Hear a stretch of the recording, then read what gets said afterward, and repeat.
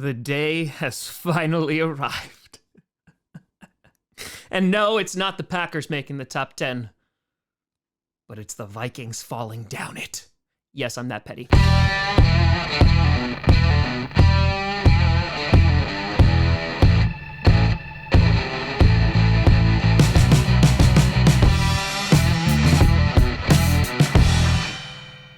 Grossi Posse Packer Nation. Welcome to an episode of Podcast, the podcast where you don't have your Packers fan, but it sure does help. I'm your host, Tom. It's week 15 and I still don't know who's good and who's not. Grossi, and today we are going to be ranking the top 10 teams heading into week 15 after a chaotic week 14. You had massive upsets. You had the Jaguars beating the Titans. You had the Lions beating the Vikings. You had the Chargers beating the Dolphins. Oh, and Tom Brady also got buried. We're going to try to navigate our way through the top 10 rankings, and I don't know, it's kind of just throwing darts at a board at this point. Starting off with number 10, because the Commanders had a bye week, I'm instead going to give it to a different team. I'm going to go with the Baltimore Ravens. The Ravens. What QB are they on now? I don't know, but I'm pretty sure it's like their fifth one. Ravens able to get a hard-fought victory in which the Steelers and Ravens just beat the ever-living crap out of each other. However, the Ravens have had kind of like a rough road these past few weeks. They're getting like these gritty wins, but they're not looking good doing it. But I kind of got to give credit where credit is due. It was a divisional matchup. The Steelers have been playing pretty good football. They looked like they found a new identity. And yes, Kenny Pickett got injured, but they still have that formidable defense, so that's still something to be said about that. And the Ravens, with now a healthy J.K. Dobbins, realized, wait, we can win football games by just running the ball and playing good defense? It's working! Apparently it was that simple. The Ravens are still in contention to win the AFC North, though they are going to have to deal with the surging Bengals. It's going to come down between those two teams, but right now, the Ravens have made it into the top 10. Number 9, you got the purple incarnation of Satan. What's going on, Vikings? Lost to the Lions too, huh? Laugh it up, fuzzball. Been there. Am there?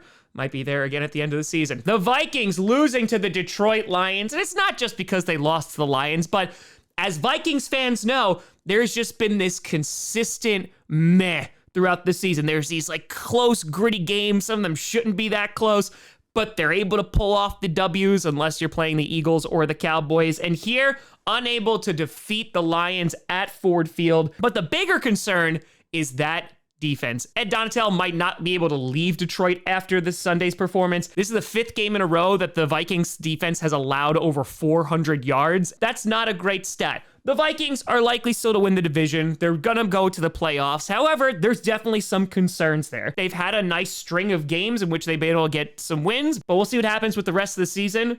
But if the Vikings continue to lose and they find themselves off the top 10, I would just be devastated. Oh no. Anyway. Number 8. Do it. You got the Detroit Lions. That's right. Welcome back to the top 10, and the Lions ranked ahead of the Vikings? This is madness. Well said, C-3PO. Well said. The Lions putting together a gutsy performance. The Vikings, they did claw their way back, but the Lions, those kitties had sharper claws. You know what I mean. You had Jamison Williams getting his first catch, which just happened to be a touchdown, and it absolutely kills me to know how good he is going to be. You saw receiving threats left and right, the run game going on, and Jared Goff, man, freaking basically perfect on the day. That offense is looking good. That defense has definitely improved, and while they let up a lot of yards, they didn't let up a lot of points in the beginning of that game. So the Lions are a surging team right now. They took the Bills to the very limit, and watch out. They're kind of a team that nobody wants to play right now. They have an incredibly important game against the Jets this coming week, and that is going to determine potentially both of their playoff futures. But right now, the Lions are still advocating for their playoff spot, and Blue Kitty is going roar. Shucks, folks, I'm speechless. Number 7, you got the Miami Dolphins. Well, The Dolphins, they learned a very important lesson on Sunday night. There's always a bigger fish. And apparently the Chargers were that bigger fish, which is kind of embarrassing because the Chargers really aren't that good. The Dolphins had absolutely no run game, mostly because you had Jeff Wilson getting injured. Hey, that injury really hampered them to do anything with rushing the football. Tua was off all night, did not look good. Their biggest play of the game was Tyreek Hill picking up a fumble and running it back. Their defense was getting some pressure with their front four, but then they just decided to just blitz Justin Herbert all the time. And listen, Herbert's all good with that. He's like, buddy, I'm used to having no time. And he made them pay. And neither of the offenses looked really good. But for the Dolphins, man, like I had them at the tippy top of the power rankings, and they've kind of just fallen back to earth quickly. Now, I'm not saying the Dolphins are going to miss the playoffs or they're a fraudulent team, but they have to figure out their identity on offense. Their defense already has some weaknesses, and now things are starting to crack on the other side of the ball. They have a very important game with the Bills on Saturday, though I don't even know if the Dolphins are going to win the division at this point. The Bills, they're looking good, and it's being played in Buffalo, which is going to be rough. So, yeah, the Dolphins fall down to number 7. It was an ugly game, and they don't have much time to get right. Either way, we're running out of time. Number 6, you got the Dallas Cowboys. The Cowboys, they're going to tumble a few spots. At the end of the day, they got the win. But watching that game and seeing the Cowboys struggle against the Texans in the first half, I got a bad feeling about this. and I was right to, because that was pretty frickin' frackin' awful. If it wasn't for the Texans' incompetence and not being able to score on 4th and goal, they probably could have won that game. Dak did not look good. The run game was pretty good on offense. But listen, the Cowboys defense, they weren't amazing either. And this is against a 1-win team. Jeff Driscoll is throwing touchdowns, and it just might happen to beat Amari Rodgers. Oh my God, is that the key? Is it Packers and former Packers can beat the Cowboys? I figured it out. The Cowboys definitely looking vulnerable after blowing out the Colts, scoring over 50 points on them. And then you have this week, and it's just a matter of consistency. They lose to the Packers. They blow out the Vikings. A close game with the Giants, which makes sense because it's a divisional game, the Colts game, and now this. It's just weird. And listen, I'm not expecting the Cowboys to blow everybody out every single week, but there needs to be some consistency here. And if Cowboys fans are worried about anything, it's maybe the lack thereof. They got T.Y. Hilton. I don't know if that's going to help. Maybe Jerry Jones just thought that number 13 would replace OBJ, but hey, they're going to try something here. The Cowboys are still going to make the playoffs. I'm not really too concerned about that. And if they can get hot at the right time, they could make a Super Bowl run. However, they are going to have some stiff competition against teams like the 49ers and the Eagles. So yeah, I don't know how long their playoff berth is going to last. At number 5, you got the Kansas City Chiefs. Oh boy. Well, if it was only 2 quarters, the Chiefs absolutely destroyed the Denver Broncos. No problem. But the Chiefs let their guard down, almost blew a humongous lead, and Patrick Mahomes is sitting there saying, There was no danger at all. yeah, Patrick Mahomes making some real bad decisions there. Some ugly interceptions. Had some amazing throws, like one to McKinnon, which was beautiful as he was running out of bounds. But then also had some really bad ones. Also, shout out to Patrick Surtain, who made an amazing interception. But the Chiefs, again, consistency this year. You had early in the season losing to the Colts. You had them going toe-to-toe with the Raiders. Now toe-to-toe with the Broncos, the Chargers. Teams they definitely should have beaten or beaten by a much larger margin. It's a little concerning. However, I think the saving grace is it's the same exact thing with the Dolphins. It's the same exact thing with the Bills. These teams that they're going to face in the AFC playoffs, all of them have pretty much the same exact problem. And I believe in Patrick Mahomes. I think that because it's a divisional game, they are given a little bit of leeway. Hell, the Broncos have almost beaten them for how many years is it now? So the Chiefs, they're okay. Their defense gives me a little bit of pause, but Isaiah Pacheco is definitely saving that run game and is allowing some balance there, not just left up to Patrick Mahomes. But going forward, Mahomes needs to limit his mistakes, and they need to just not stop playing football in the second half.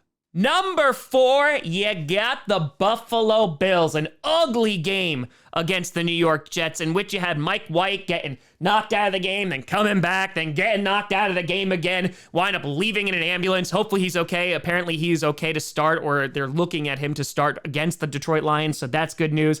But the Bills able to get it done. It was gritty, it was ugly, it was snowy, it was rainy. But listen, The Bills did it. It's against a divisional opponent, an opponent that has beaten them earlier this season, so I gotta give them props for that. And they now have a big game, as I said before, against the Miami Dolphins. Thankfully, it's being played in Buffalo, so they won't have to worry about the sandy beaches of Miami this Saturday. I don't like sand. Because we all know how those games usually go. And so the Buffalo Bills, they hang on in the top 5. The only reason they're not in the top 3 is just because I think these other 3 teams have looked a little bit better. And so because of that, they're going to be sitting at number 4. Number 3, you got the Cincinnati Bengals taking care of business and defeating Deshaun Watson and the Cleveland Browns, and everybody cheered. The Bengals said nobody beats us 6 times in a row as the Browns had a 5-game win streak against them.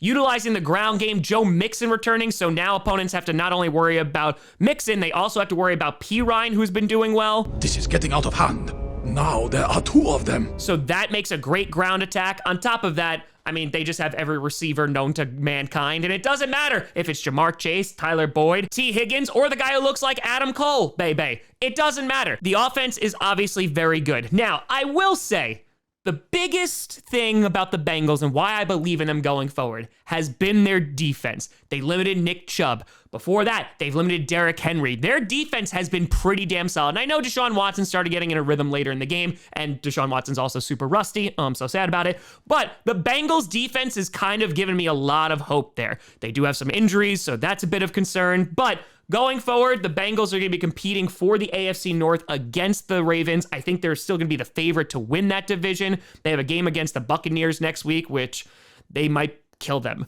But Kitty goes meow, sitting at number 3. And just like all the other cat teams, they're purring after this week. Number 2, you got the San Francisco 49ers. Woof. They demolished Tom Brady and the Tampa Bay Buccaneers. Like, it wasn't even remotely close.